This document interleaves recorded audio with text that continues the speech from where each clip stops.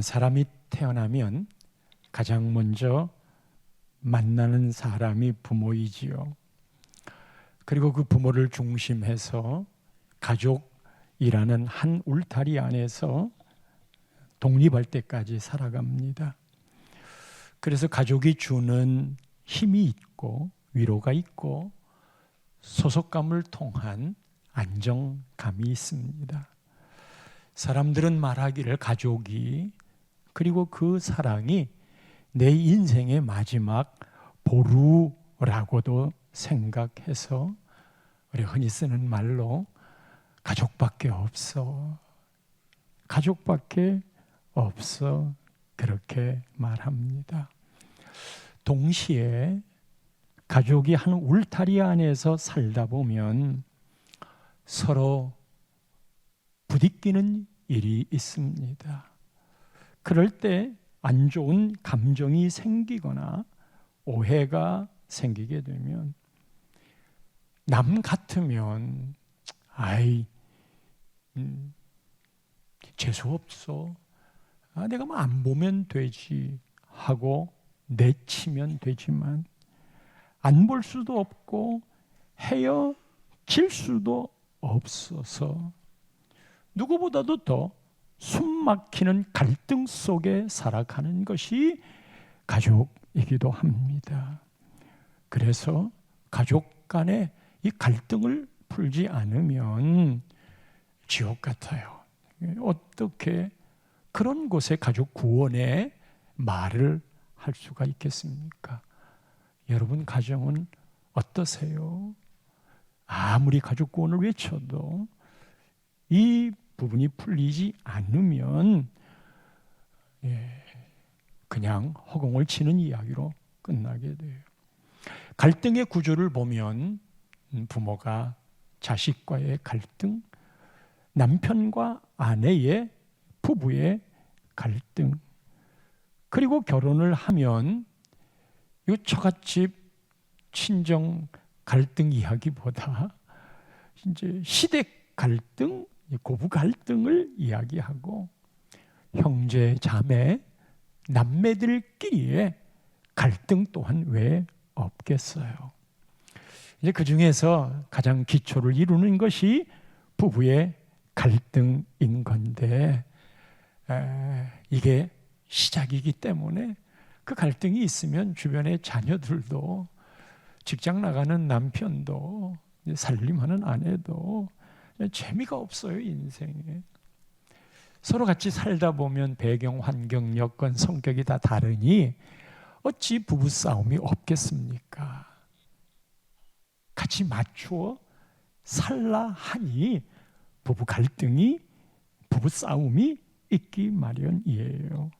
그런데 우리 예수 믿는 사람들은 언제나 싸우는 건 당연하다. 그러나 세련되게 싸우고 그 싸움의 끝이 내가 참 못된 놈이네 하는 걸 알고 그리고 서로 성장해가는 측면에서 싸워야 한다. 갈등을 해소하는 방법들을 많이들 제공을 합니다. 갈등을 해소해야 같은 울타리 안에 숨쉬고 살 수 있지요. 보통 갈등을 해결하려고 그럴 때 세 가지 형태를 갖고 있는데 하나는 갈등을 회피하는 거예요. 부딪히면 자꾸 싸우니까 아예 말아버리지. 부딪히지는 않지만 내 마음에 꽁 했던 섭섭한 마음들 없어지지 않는 단점이 있지요. 어떤 부부나 가족은 이 갈등을 폭발시켜버려요. 감정으로 표현을 해버려요. 자기 마음을 드러내요. 그건 해대 붙여서 시원하기는 한데 못 볼 사람이 아니기 때문에 그러고 나면 내가 좀 더 참을 걸, 괜히 해대 붙였네 하고 그 일이 또 다른 부담으로 다가서기도 해요. 이제 세 번째가 합리적인 갈등 해결인데 여러분 이 합리적인 갈등은 성숙한 그리스도인의 가족의 모습을 보여주는 바 그 성숙한 갈등 해결은 늘 대화로 푸는 거잖아요. 근데 그거 뭐 대화가 돼야 말이지, 대화를 풀자고 달라들었는데 오히려 더 말꼬리를 잡고 어렵게 만드는 경우도 있어요. 대화의 스킬, 대화의 방법들을 모르기 때문에 그러하기도 한데, 이 화해를 하고 갈등을 푸는 입장에서의 대화의 첫 번 화두는 언제나 내가 접고 들어가야 돼요. 너 왜 그런 말을 했어? 하고 내가 따져서 그 말을 받아들일 갈등자는 없어요. 요것 봐라, 또 하자고 하는 거네. 내가 먼저 접고 들어가는 게 대화의 시작일진데, 생각해보니 미안했어. 내가 좀 모자랐나 봐. 제가 이제 성도님들하고 대화를 나눌 때 저도 잘하는 목사잖아요. 완성된 목사가 어디 있겠어요. 교인들이 오해할 수도 있고 섭섭하게 생각할 수도 있을 때 그거를 늘 그럼 그렇게 생각하실 수도 있지 하고 제 마음에 받아들이면, 그 다음에 나오는 말이 언제든지 아유 미안해요, 죄송해요, 제가 좀 모자라서 그래요, 제가 좀 모자라서 그래요. 그럼 어쩔 것이요.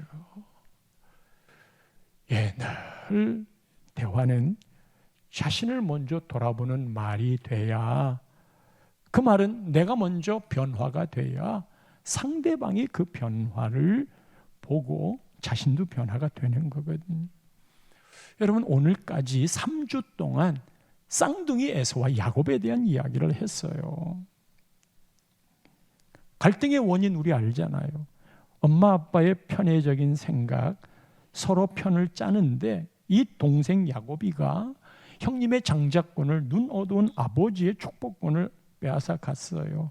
이거를 알고 형이 죽여버릴 듯 분노에 차서 가만 안 둔다 했을 때, 엄마가 둘째 아들을 피난시킨 곳이 오빠네 집이었잖아요. 외삼촌 라반이고 그곳에 두 딸을 아내로 삼고 두 여종까지 삼아 장인이 된 이 라반이 얼마나 야곱이를 등쳤는지, 뛰는 놈 위에 나는 놈을 만난 거예요. 그리고 20년 동안 많은 재산을, 가족을 하나님이 허락하셔서 드디어 하나님의 명령 따라 고향으로 오게 되는 길인데, 걱정이 딱 한 가지였다고 그랬잖아요. 가장 큰 걱정은 형님이 나를 죽이려 하는데, 여러분, 그 형님은 사냥꾼입니다. 본능적인 킬러의 기질이 있습니다. 400명 데리고 오는 게 그게 화해하자고 데리고 오는 겁니까? 환영인파입니까? 죽여버리겠다 하고 찾아오는 것인즉, 어떻게 형님의 마음을 되돌릴 수 있을까? 먼저 사신을 보내고 예물을 충분히 준비해서, 주로 동물들이었지만 당시에 목축업이었기에, 그리고는 두 패로 나누어서 한 패를 치면 한 패는 살아남도록 반타작을 하도록 작전을 짜고, 자기는 안 죽으려고 그 가족들을 1진, 2진, 3진 다 보내고 난 다음에 홀로 남았어요. 지난주 말씀하기를 홀로 남았을 때가 하나님과의 단독자로 만나는 일이고, 그 만나는 장소가 야복강가였어요. 그리고 그곳에서 어떤 사람이 먼저 시비를 걸었고, 어떤 사람은 하나님의 천사였고, 함께 씨름하다가 이기지 못함을 보고 허벅지 관절을 쳐서 쩔뚝거리게 되었어요. 그리고 오늘 본문이 시작됩니다. 오늘 본문 1절에 보면 형은 여전히 400명의 장정을 거느리고 오고 있어요. 형의 마음이 누그러진 게 아니에요. 형은 끝까지 동생을 만나 현재 스코어 야복강 이후에 바로 이어지는 말이 400명의 장정을 거느리고 오는 거예요. 에서 형에게는 변한 게 없습니다. 그의 분노의 마음은 400명 장정을 거느리고 오는 것에서 나타납니다. 20년 만에 만난 이 상봉에 야곱은 최선을 다해서 노력했지만 형은 변한 게 없는 것 같은 이 두려움의 현장 어찌하겠어요. 그런데 여러분, 그냥 바로 이 1절이 이런 상황인데 4절로 넘어가면 완전 서프라이즈한 역사가 나타나요. 대단한 반전이에요. 이럴 수가 없어요. 우리의 신앙에는 내가 생각하고 있는 것과 다른 인생 역전 내지 인생 반전이 참 많아요. 지금 일어나는 이 일로 죽을 것이라고 생각하지 마세요. 하나님의 역사는 우리를 놀래킬 만큼 서프라이즈하게 사건들을 다 뒤집어 놓는 거예요. 맨 꼴찌로 달리면서 허겁지겁 어떻게 저 앞에 있는 1등을 따라잡을까? 나는 나고장가 봐, 실패했나 봐. 그런데 갑자기 뒤로 돌아 가! 그러면 1등으로 가는 거예요. 성경에는 그런 역전의 사건들이 여러 기록되어 있습니다. 에서가 달려왔어요, 형이. 물론 야곱이가 먼저 액션을 취했지만 그 액션에 적극적으로 반응한 건 형 에서예요. 달려와서 죽였다, 달려와서 단칼로 쓰러뜨렸다, 그래야 맞는데 형이 이게 4절밖에 안 됐는데 달려와가지고 야곱 동생을 맞이하여 안았어요. 안고는 이 칼을 찌른 게 아니에요. 안고 목을 어긋 맞췄어요. 목을 어긋 맞춘다는 건 이렇게 상대의 목과 내 목이 서로 어긋 맞는 거예요. 그러면 뺨도 함께 닿지요. 그것을 그와 입 맞춘 것으로 표현돼요. 입술로 뺨에 입을 맞추는 거예요. 그리고는 이 다 큰 양반들이 이때 나이를 주석가들을 보면 100세를 바라보는 때이래요. 그때는 훨씬 더 많이 살았으니까. 이 어른 같은 양반들이 서로 우는 거예요. 서로 붙잡고 우는 거예요. 여러분, 성도들끼리 순회를 하든지 캠프를 하든지 아니면 기도회를 하면서 같이 은혜를 받았든지 그럴 때 동성은 동성끼리 서로 안아주십시오. 그럴 때 그 안아주는 거, 이 안아주는 게 어색한 안아줌이면 엉덩이를 뒤로 쭉 빼고 A형 텐트를 만들어요. 그러나 정말 사랑스러운 마음으로 같이 끌어안으면 이 가슴이 동성끼리 같이 밀착이 되고 그리고 목이 엇갈려지고 몸이 쫙 달라붙어요. 그리고 거기에 그 정이 느껴져서 쌍둥이 때 어릴 때부터 함께 살았던 일, 왜 그런 추억이 없었겠어요? 미움도 있지만 형제이기에 아름다운 추억들은 왜 없었겠어요? 친구들이 서로 괴롭히려고 그러면 에서 형이 이 자식들 한 방에 날려보낼 거야, 까불지 마. 그러면 또 야곱이는 그게 고마워가지고 집에 와서 형한테 만난 거 남겨두었다가 주기도 하고 그랬던 우정들이 왜 없겠어요? 이렇게 서로 끌어안을 때에는 그 사랑이 서로에게 깊은 같은 마음, 동정의 마음으로 서로 우니라. 서로 우니라. 이런 거 경험해 보셨어요? 예. 목사님과 장로님이 그냥 같이 끌어안고 가슴과 가슴이 만나 우는 그런 현장 말이에요. 보통 어려운 일이 있고 그 어려운 일이 있을 때 우리는 서로 그런 거에 가슴이 통하는 거거든요. 아내와 남편이 이렇게 끌어고 울어봤어요. 부모와 자식이 이렇게 끌고 울어봤어요. 형제와 형제들이 이렇게 서로 끌어안고 울어봤어요. 어색해하지 마세요. 안 하니까 어색한 거고 마음만 가는 거지요. 그런데 지금 에서와 야곱이는 그 차원을 넘어섰어요. 게다가 이 형을 바라보고는 이 야곱이가 아주 희한한 고백을 해요. 그게 우선 9절부터 보십시오. 9절. 에서가 이르되 내 동생아 야곱아 나에게 있는 것이 족하니 네가 선물로 주려고 했던 너의 소유는 너에게 두어. 나 없어도 괜찮아. 야곱이가 준비했던 6억 원대의 이 예물이 아무 쓸모가 없는 거예요. 형이 안 받으려고 그러는 거예요. 여러분 이게 뭘 내포하는 건 줄 아세요? 야곱이가 형을 생각할 때 형은 현실적인 사람이야. 육신의 사람이야. 그래서 배가 고프면 팥죽 한 그릇을 장자권하고도 팔았던 사람이야. 그 형이 요구하고 따라가는 삶은 물질적인 삶이라는 걸 이 야곱이가 알아요. 그래서 형의 마음을 살 수 있는 건 물질이다. 그래서 잔뜩 싸서 예물을 지금 보낸 거잖아요. 이게 뭐냐? 예, 형님에게 선물로 드리는 겁니다.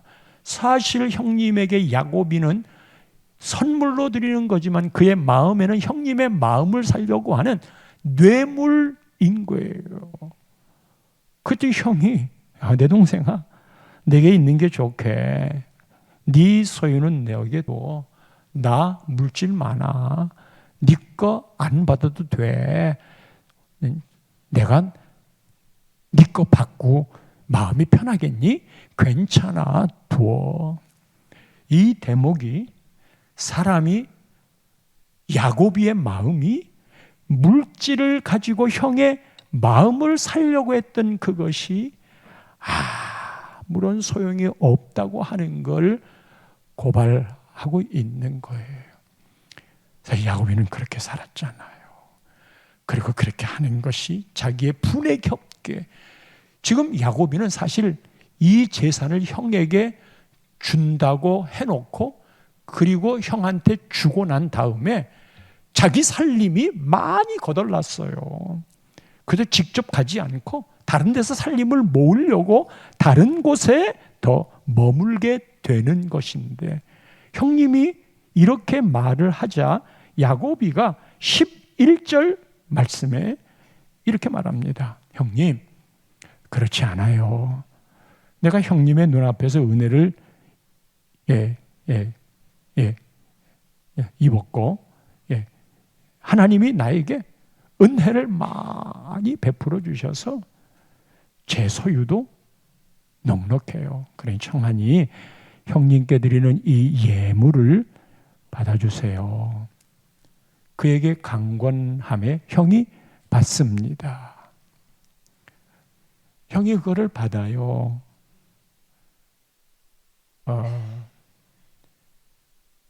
처음에 형이 받았다면 그거는 돈 때문에 받은 거지만 두 번째 강권하여 형이 받는 건 동생의 마음을 받는 거예요.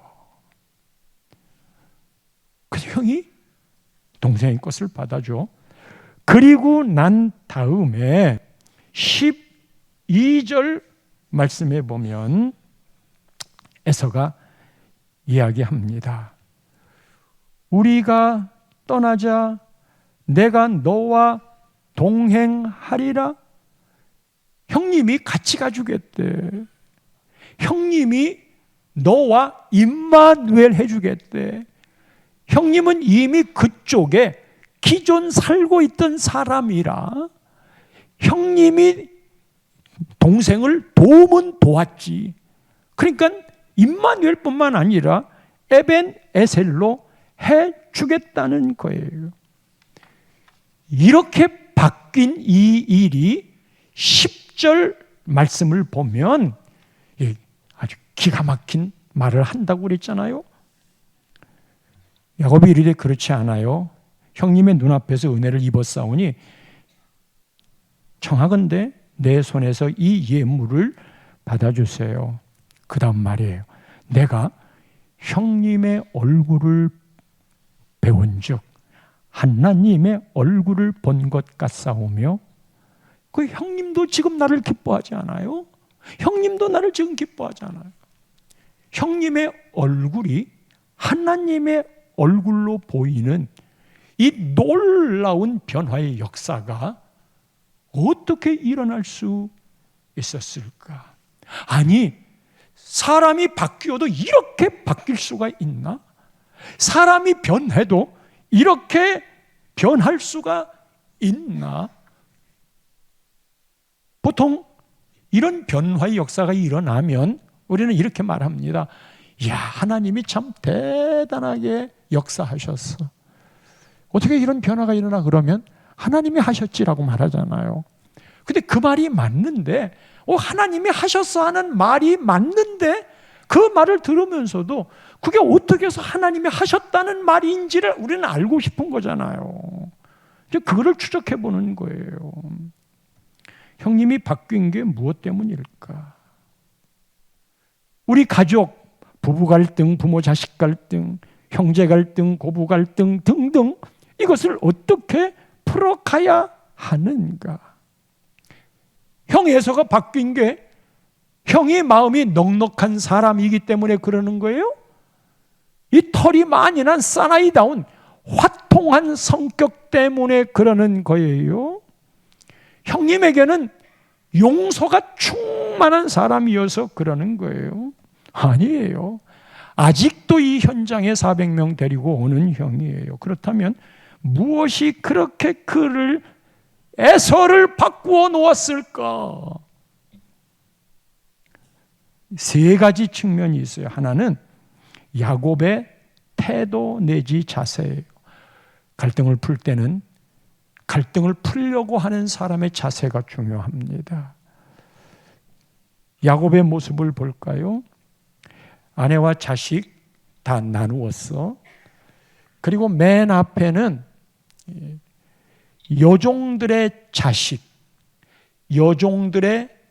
자식이면 빌하와 실바, 여기서 태어난 두 아들 4명을 제1진으로 보내는 거예요. 그 다음에 제2진은 레아 언니하고 라헬 동생이 있잖아요. 라헬 동생을 사랑해서 7년 동안 머슴 살고 딸 주세요 그랬더니 언니를 먼저 집어넣은 거야. 첫날 밤을 보냈어. 아니, 장인어른 이럴 수가 있어요 그랬더니 우리 전통에는 언니보다 먼저 가는 동생이 없다. 그래서 원치 않은 아내를 얻었어요. 그리고 또 7년을 다시 둘째 사랑하는 라헬을 얻기 위해 머슴을 살아요. 그런데 7년을 하루같이 보냈더라. 그 기다리는 마음이. 그래서 결혼을 해서 요셉, 그리고 나중에는 베냐민을 낳게 되는 바, 하나님이 이 레와와 라헬 중에 야곱이는 라헬을 사랑했지만 하나님은 레아에게 더 큰 복을 언니에게 준 걸 모르세요? 언니에게는 6명의 아들을 주었어요. 아까 하인 부인들에게는 4을 주었고 6을 주었어요. 그리고 현재는 요셉만 있지만 나중에 베냐민까지 주어서 라헬은 2를 낳고 이 12이 12지파를 이루게 되는데, 나중에 라헬의 아들 요셉이 백성들을, 가족들을 모두 애굽으로 살게 하잖아요. 그런데 예수님의 족보는 레아가 낳았던 유다를 통해서 예수님의 족보가 이어지는 거예요. anyway, 어쨌든 그렇게 여인 하인의 그 부인 둘, 그리고 레아, 그리고 라헬과 요셉을 맨 나중에 놓았어요. 야복강가에서는 그렇게 좋지 않은 다음에 자기가 맨 마지막에 남았다가 홀로 하나님과 씨름을 했잖아요. 그런데 바뀌었어요. 어떻게? 자기는, 야곱은 그들 앞에서 나아가되, 다른 때 같으면 맨 뒤에 섰던 사람이 지금은 그렇게 앞서 보내고 자기가 그들 앞에 제일 나갔어요. 칼 맞으려면 내가 먼저 맞겠다, 그 마음이죠. 그리고 가면서 몸을 7번 땅에 굽히며 그의 형 에서에게로 가까이 가니. 땅을 7번 굽히는 건 노예가 주인한테 하는 행위예요. 7번 땅에 굽힐 때에는 맨 처음에 두 무릎이 닿습니다. 그래야 굽히는 거예요. 그 다음에 양쪽 팔꿈치가 닿습니다. 그리고는 자기의 머리가 땅에 닿아야, 접촉점이 땅에 5곳이 있어야 그게 한 번 굽히는 거예요. 그래서 지금 형에게 가까이 가면서 7번을 하는 거거든요. 그럼 여러분 보세요.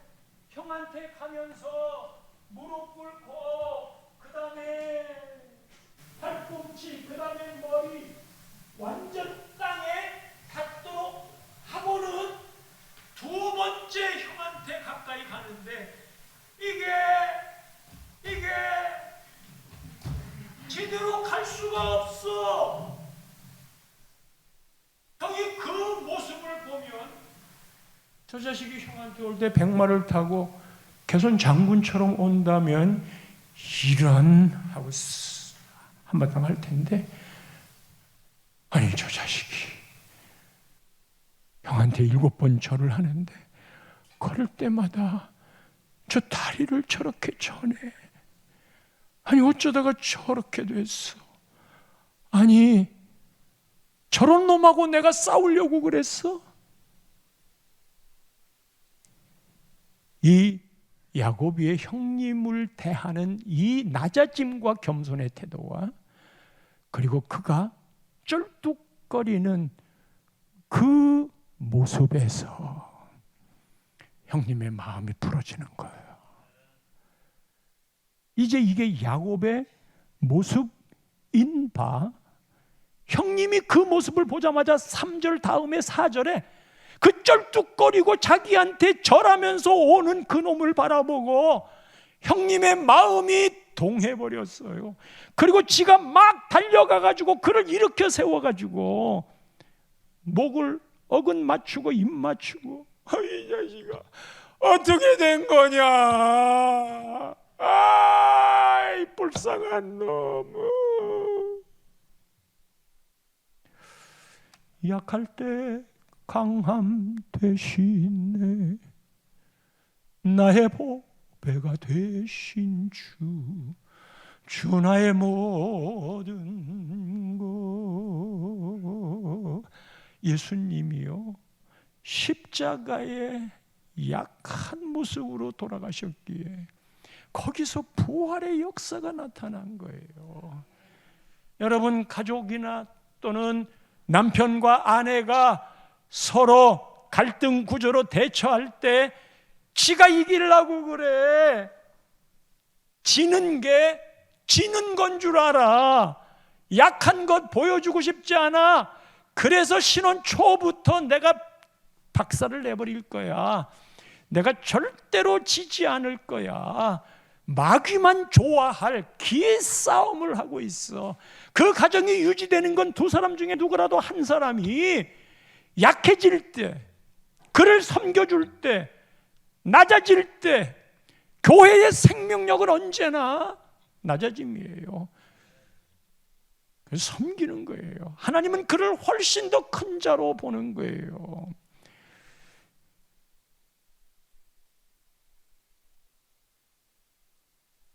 이제 우리의 마음에는 아니 어떻게 그 다리를 절개해? 평생 저 고생하겠네, 이런 생각이 들잖아요.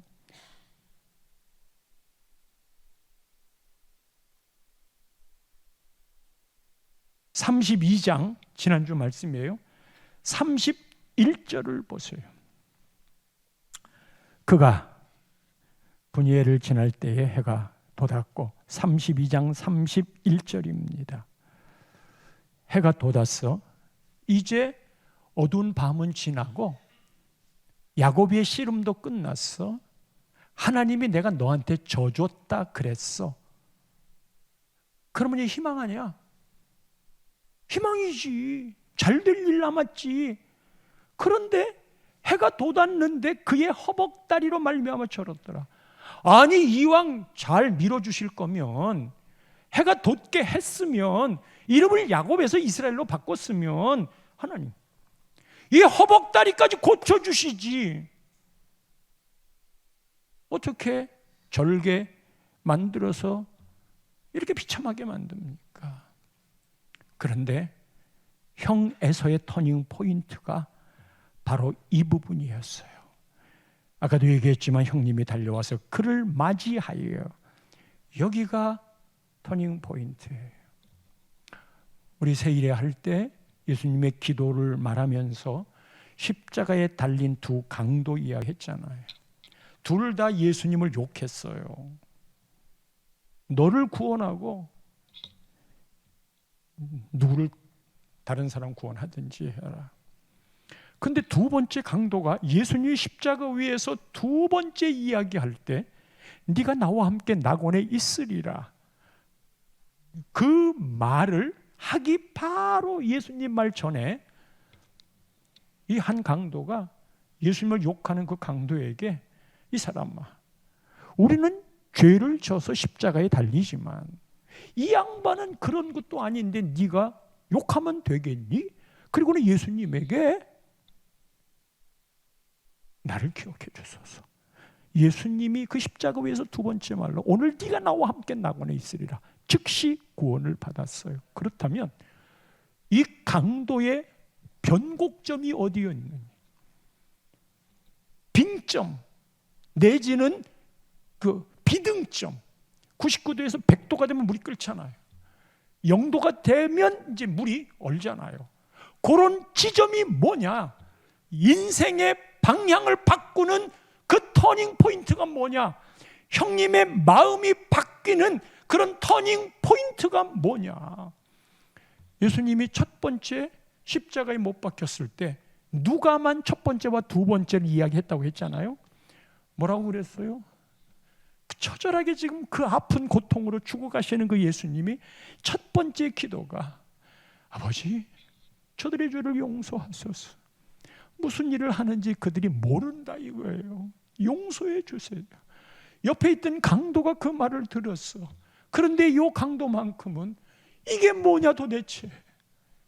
자기를 못 박아 죽이는 좋은 일만 하셨던 저 예수님이 십자가에 죽고 있는데 저 죽이는 놈들은 뭔데 어떻게 예수님은 저들의 죄를 용서해 달라고 이야기를 하는 걸까?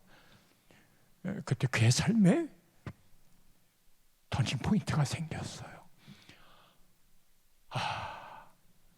거기에 감동이 된 거예요. 쩔뚝거리면서 오는 야곱의 입장에서는 이것까지 좀 고쳐주시지 왜 그랬는가 했겠지만, 그러나 그 일이 형에서에게는 그의 마음을 바꾸는 가장 강력한 터닝 포인트가 됐어요. 이것이 야복 강가의 변화인 거예요. 이 야복 강가에서 오늘 1절을 다시 한번 띄워줘 보세요. 1절에 보면 야곱이 눈을 들어보니, 여기서 눈을 들어본다는 건 야곱에서 이스라엘로 바뀌고 내 힘으로 살았던 것이 하나님의 은혜로 산다는 걸 안 다음부터 야곱이가 첫 번째 취했던 일은 눈을 드는 일이었어요. 이건 하나님을 바라보는 일인 거예요. 지금부터 형님 에서를 만나는 일은 내가 예물을 드리고 뭐 허리를 굽히고 약간의 시작점은 되었을지 모르지만 그것이 변화시키는 것이 아님을 어떻게 하나님이 변화시키는지는 모르겠지만 이스라엘로 이름이 바뀐 하나님의 은혜라는 걸 내가 붙잡는다면, 하나님이 나를 일부러 져 주었다고 한다면 내가 가는 길을 하나님이 편들어 주실 터인데 그 방법은 모르겠으나 제일 먼저 눈을 들고, 그리고 가족들 앞으로 나아가 보자. 내가 할 수 있는 최선을 다해 형한테 겸손해 보자. 변화가 됐어요. 그런데 그 변화 이면에 야고비가 형님을 향하여 한 말 10절 말씀이에요. 야고비가 말해요. 뜬금없이, 이거 아부하는 말 아니거든요. 형님한테 은혜를 입었으니까 예물을 받으세요 하고는 그 다음 말이에요. 내가 형님의 얼굴을 배운즉 하나님의 얼굴을 본 것 같사오며 형님도 나를 기뻐하시네요. 아니, 지금까지 말해요. 형님에 대한 불안에 떨고 있던 이 야고비가 어떻게 형님의 얼굴을 봤는데 하나님의 얼굴로 보이냔 말이에요. 여러분이 아무리 은혜를 받았어도 끼어서 보일 수 있어요? 어떻게 이런 일이 있을 수 있을까? 야고비가 야복강가에서 씨름하고 난 다음에 30절 말씀, 여기는 10절이지만 32장 30절과 33장 10절과의 관계를 살펴봅시다. 30절, 32장 30절, 야곱이 그곳 이름을 브니엘이라 하였으니, 엘은 하나님, 브니는 얼굴. 그가 이르기를 내가 하나님과 대면하여 보았으나 전되었다 함이더라. 하나님과 대면했다. 지금 벳엘 하나님의 집에서는 하나님이 살아계시는구나, 그걸 알았어요. 그런데 지금 여기에서는 하나님의 얼굴을 본 거예요. 여러분, 우리 가족들이 함께 믿음 안에 살아가는 이곳은, 나눔의 교회 성전은 벳엘이에요. 하나님의 집이에요. 베델 골드가 그런 의미예요. 하나님의 집 안에 이제는 브니엘로 하나님의 얼굴로 보는 거예요. 가족 안에 하나님의 얼굴, 하나님의 집 안에 하나님의 얼굴, 나눔의 교회 안에 하나님의 집 안에 하나님의 얼굴. 그 하나님의 얼굴을 보았어요. 하나님의 임재를 알았어요. 하나님의 얼굴을 본 야곱이기 때문에 형님의 얼굴이 하나님의 얼굴로 보인 겁니다. 하나님의 얼굴을 야곱이가 못 봤으면 형님을 하나님의 얼굴을 본 것 같다고 말할 수 없는 거예요. 성도 여러분, 진짜 어머니 얼굴이 마귀 얼굴처럼 보이네? 아내 얼굴이 진짜 그러네? 남편 얼굴이 소도둑놈 같네? 참 미워 죽겠어. 그냥 찝찝거리고 밥 먹는 것만도, 그게 자식에게도 그런 것이 적용될 수 있고, 어머니가 뭐 말하거나 아버지가 뭐 말하면 자식들도 진짜 밥맛이야, 짜증나, 사춘기가 아니더라도 그렇게 보여지는 그것은 내 가족인데 왜 짜증이 나? 왜 왕짜증이야? 왜 마귀할 몸이야? 왜 왼수처럼 보여? 내가 그것을 보았기 때문에 본대로 투영이 되는 거예요. 그러니까 이 에서가 하나님의 얼굴로 보인 건 야곱이 하나님의 얼굴을 보았기 때문이에요. 내가 은혜를 받아야 우리 가족도 은혜로 보여요. 그래서 우리는 늘 네가 그러니까 내가 그러지야, 항상 공식의 논리가 그거야. 그런데 희한하지요. 그가 바뀐 게 없는데 내가 은혜를 받았어. 이 은혜가 찾아오는 통로는 여러분, 우리가 이른바 말하는 영성, 기도, 말씀, 예배 이런 거예요. 이 기도도요, 함께 드리는 기도에서 그걸 훨씬 더 크게 느껴요. 그래서 같이 모여서 기도도 하자고 하는 건데, 그러지 않더라도 내가 하나님의 은혜에 기도 가운데 그 말씀이 성령 안에서 나에게 딱 다가서면 진짜 내가 다른 때에는 네 탓이야 그랬는데 하나님 내가 못난 놈이네요. 이게 내 탓이네요. 이걸 깨닫게 돼. 그리고 막 회개의 눈물을 흘려. 그리고 난 다음에 아내나 남편이나 자식들을 보면 미안하기도 하고 그렇게 사랑스럽게 보여요. 목사에게는요, 제가 완전한 사람도 아니지만 교인들이 늘 사랑스러운 거 몰라요? 근데 그게 내가 은혜가 있으면, 하나님과 가까이 있으면 어떤 요구를 해도 설령 다른 곳에 가서 흉을 보아도 잘 몰라서 그러지 뭐. 그리고 내가 그런 일이 있었나 보네. 내가 조심해야지 뭐. 그런 걸로 받아들여져요. 그건 다 이뻐요. 그런데 내가 밉게 보일 때가 있어요. 사람들이 막 짜증나, 힘들어. 그렇게 저 정도 돼가지고도 아직도 그냥 변화가 없네. 그렇게 내가 보이는 순간, 내가 하나님을 떠나 있구나. 내가 지금 기도 생활, 말씀 생활, 이 하나님과의 영적 생활이 목사인 내가 무뎌졌구나. 1차적으로 그렇게. 그러니까 결국은 상대에 보이는 것이 내 속사람의 심령을 드러내는 것이기 때문에 에서가 바뀌는 건 야곱 네가 바뀌니까 바뀌는 거지. 야곱 네가 바뀐 것은 내가 마음을 잘 먹어야지, 내가 마음을 잘 써야지, 아이고 막 내가 막 죽어야지 그런다고 되는 줄 아세요? 이게 그날 밤 야곱을 쳐버리고 그건 지가 이길 수 없어요. 이건 성령이 하시는 일인데 그거를 깨달았어.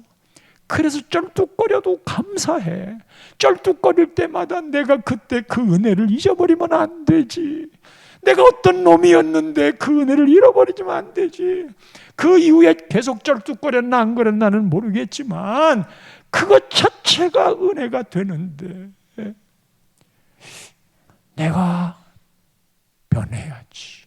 우리 가족도 달리 보아지는 것이오늘 네가 변하라 그러지 마시고, 셀 교재를 다룰 때 6번 문제가 그거예요.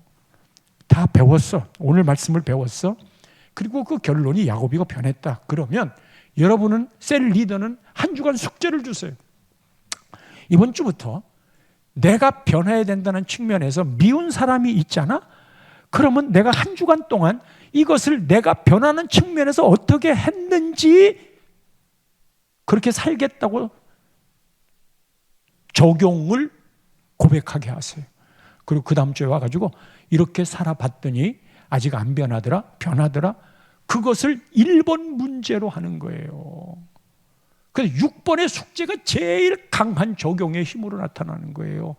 그리고 다시 셀들이 모여가지고 첫 번째 문제를 풀 때 그것이 쫙 함께 풀어져야 우리 셀에 하나님이 살아계셔! 성경의 지식만 이야기하지 마시고요. 4월 2일인데 마침 만우절이 아니니까 오늘 한 말 진짜인 줄 알고 4월달 나의 변화를 향해 달려가 봅시다.